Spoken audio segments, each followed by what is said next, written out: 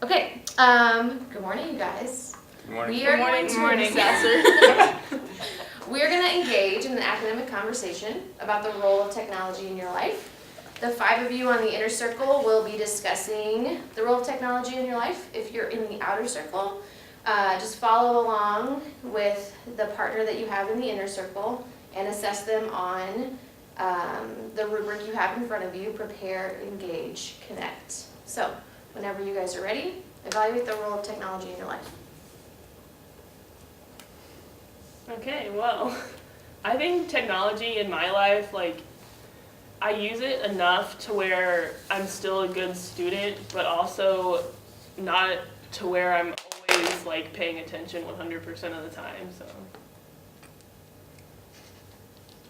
I think in my case, I use technology enough that it has an impact in many different ways, both negative and positive. So I'm able to communicate with people better, but I also have stuff like social media and games, which kind of distract me. So it has a large impact with both positive and negative sides. Going off the communication aspect, there are certain apps on my phones that allow me to stay really connected with my clubs and groups and have everybody in the same spot discussing one issue. That really helps the flow of the club get improved, I guess, from what it could have been if that wasn't an option for us.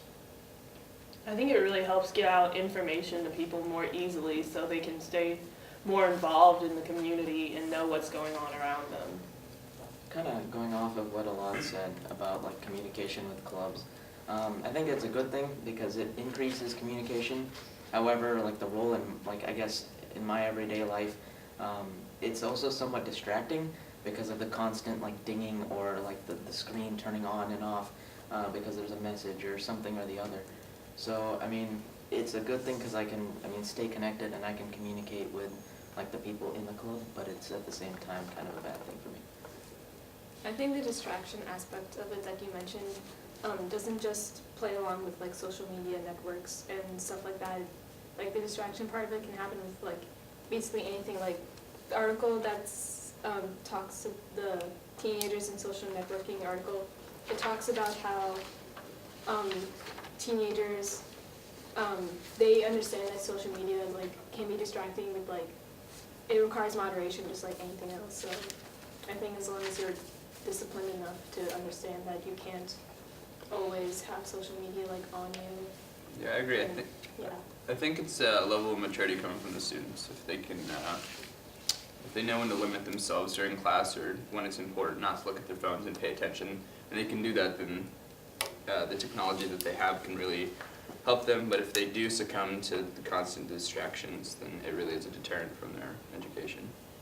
I think with technology, I'm able to see even a transformation within myself, from before whereas I'd be more interested in maybe reading a book. Now I'm just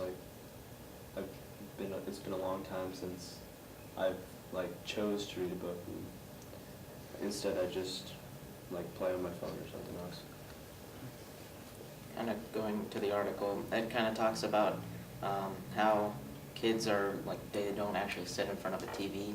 They usually just stream it online, whether that's Netflix or the I guess site of the television or broadcaster. So I mean, I think that's another kind of piece of technology that really impacts me. Just because instead of, I guess just like you said, reading a book, I'll go and watch a show. And with a show, what it is it kind of just grabs you in. And so you have to keep watching it until you finish it because it becomes distracting if you don't. So I think that's kind of one negative aspect of it. But I think that goes with what Alad said too about how it's all needs to be in moderation. In that study done by the Stanford scholar, said that the rate of errors in some freshman composition papers back in 1917 were the same as today. So I think that too many people view it as a negative thing and saying it's the reason this generation is so bad. But if you use your technology correctly, then I think it's going to be more of a helpful tool to most students. Plus, through every generation, the previous generation bashes whatever sort of technology. I'm sure that with the invention of the television, people were thinking it rots your mind, and then they became more open to that, and then TV was the thing. And previously, there's like rock music that wasn't good, and there's all sorts of things throughout our generations that, when they initially come about, they're looked down upon, but then as they develop, they're integrated more into everyday life, they're more accepted, and then it's less like people are sensitive about the usage of it in everyday life. I think that, like, going off that technology sometimes just expands the application of certain things that are already in place in society, such as, like, in this article it talks about this guy who wants to be an architect, but then he doesn't really know how to express it, but then he meets a software called 3D SketchUp, and then he's able to really express himself and learn that he's actually good at this type of stuff, and although he's not, maybe doesn't excel in other things. I definitely agree with that. I think the internet has opened up a wide range of opportunities that wasn't available to us before the internet. Like, we can access the history of so many countries just by going to Wikipedia or something, but before the internet, we would have to travel to a library or something, and maybe transportation would bar us from that, but now we can literally just hop on a computer and learn it. And even in our classroom today, we always watch John Green videos, and this teacher from Babel Lake School says he uses TED Ed videos and just a bunch of supplemental videos that I've definitely seen in a bunch of all of my classes to like expand my knowledge and teach something to me that maybe my teachers couldn't explain quite as well as someone on the internet could.